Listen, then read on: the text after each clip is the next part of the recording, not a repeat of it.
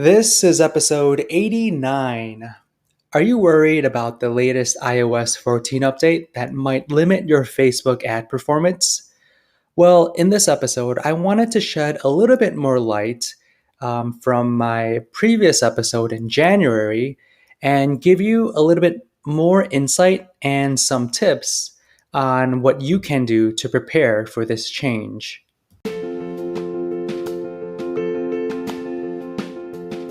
Welcome to the Calm Marketer Podcast. My name is Kenneth Fong, a digital marketer on a mission to help businesses thrive. I'll bring you on my marketing journey where you'll get to learn from my experiences as an INFP navigating an extroverted world and get actionable marketing tips for your business. Thanks for spending some time with me today. Now let's begin. I wanted to touch on the latest iOS 14 update again in today's episode. I know I touched on this back in January, but I've heard a lot of chatter this week considering it is rolling out and it is reaching more and more devices. I think it's more important than ever to make sure that you guys understand what this is all about and what you can do to make sure that your Facebook ad campaigns are performing the way you want them to perform. So just to backtrack a little bit, this iOS 14 update basically means that when you have an Apple phone and you have it on the latest operating system, whenever you install or open up an app, it will prompt you and ask you whether or not you want this app to track you. And if you select no, Facebook, or not Facebook, but Apple will prevent any information from going to that particular app or that particular website. So in this case, if you say no for the Facebook app, then Facebook won't be able to track you with the Facebook Pixel. Now, this is huge because with Facebook campaigns, Facebook uses the pixel on your app or on your website to track conversions and also to track user data, right? And that user data is extremely important to help Facebook optimize your ad campaigns so that they convert and that they are shown to the right people at the right time. But if people are preventing Facebook from allowing the pixel to track you, then that's an issue, right? So advertisers will have a decrease in conversions because the Facebook pixel won't be able to track conversions. And the performance will decrease, right? Because as more and more people get this new iOS 14 update, more likely than not, they're going to select no and tell Apple to prevent Facebook from tracking them.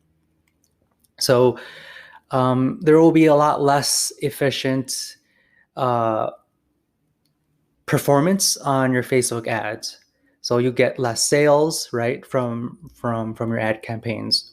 So what you can do. So one idea that I heard floating around was that you can exclude iOS devices from your campaigns with conversion objectives. All right, so what's a conversion objective? A conversion objective is essentially an ad that tries to optimize for conversions. So a conversion is a sale, a form submission, any type of action you want the user to take on your site. So what you can do is create a campaign that excludes iOS devices.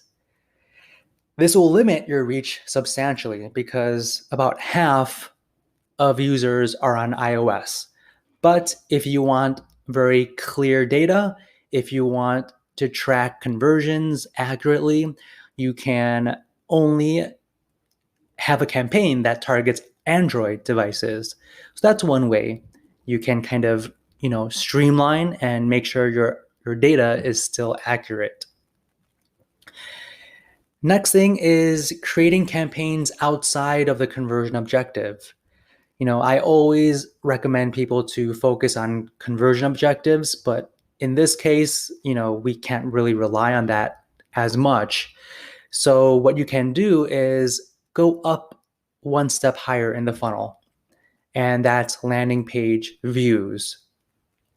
All right, so still do conversion objectives, but instead of tracking the actual conversion, track the landing page view.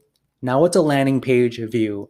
A landing page view is essentially when someone clicks onto your site and views your website. That's considered a conversion.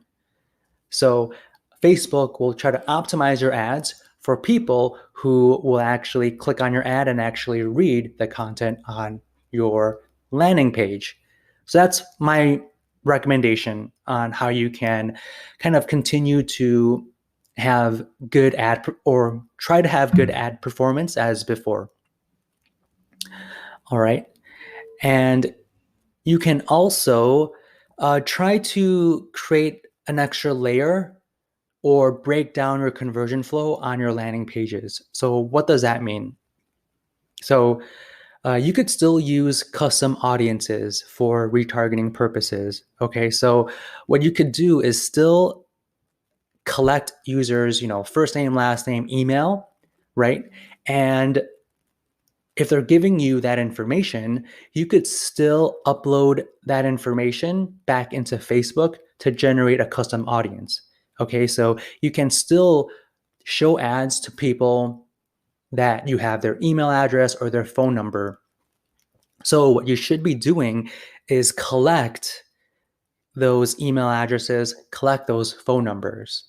Okay, so even though they might not have made a purchase, you could still run ads to those people because you have their phone number, you have their email, and Facebook will connect their contact information to their profile, right? So you can show your ads to those Facebook users.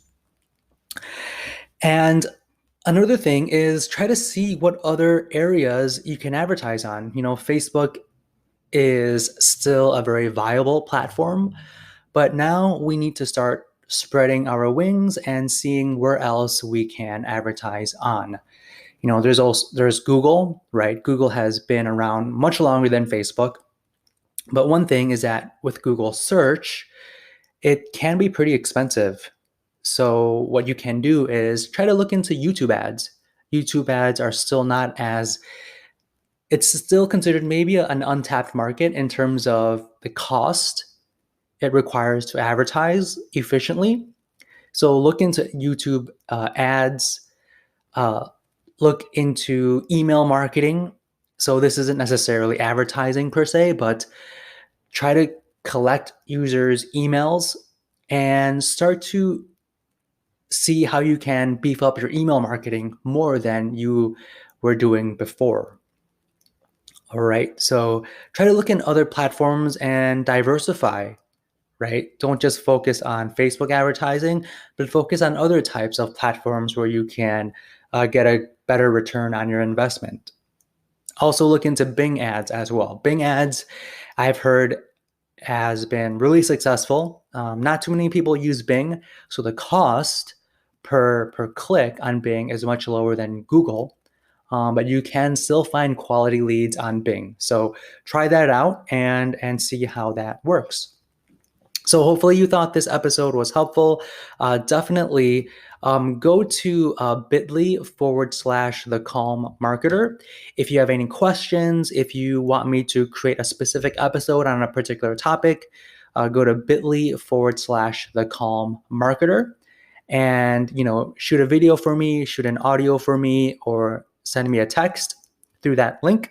Just go there and you'll have instructions on how you can contact me. And with that said, I will speak to you on the next episode.